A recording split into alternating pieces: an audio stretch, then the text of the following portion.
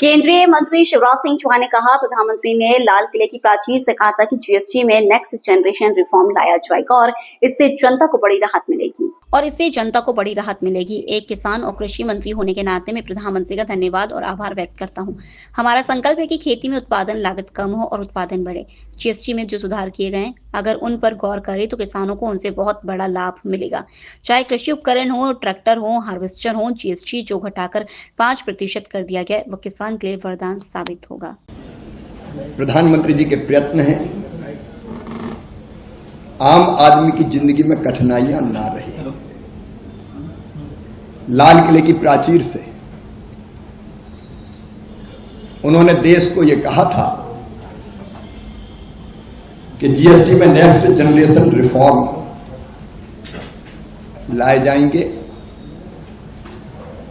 और वो रिफॉर्म्स जनता को बड़ी राहत लेके आएंगे। एक किसान के नाते और कृषि मंत्री के नाते मैं प्रधानमंत्री श्रीमान नरेंद्र मोदी जी को धन्यवाद देता हूं, आभार प्रकट करता हूं। हमारा संकल्प है खेती में उत्पादन की लागत घटाना और उत्पादन बढ़ाना। उत्पादन बढ़ेगा और लागत घटेगी तो किसान का खेती में प्रॉफिट बढ़ेगा।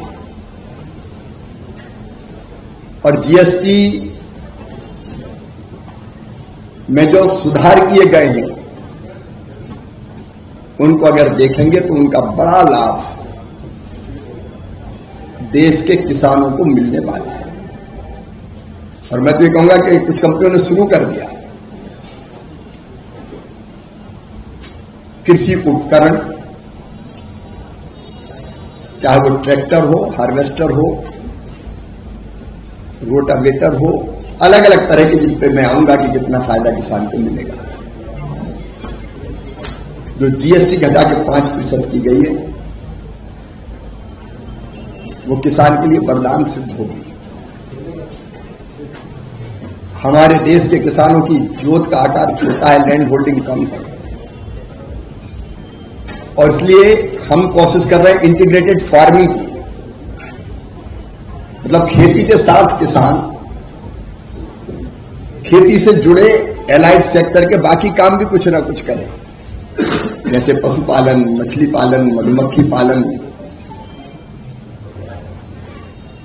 कृषि वानिकी, भेड़ बकरी पालन, पोल्ट्री फार्म।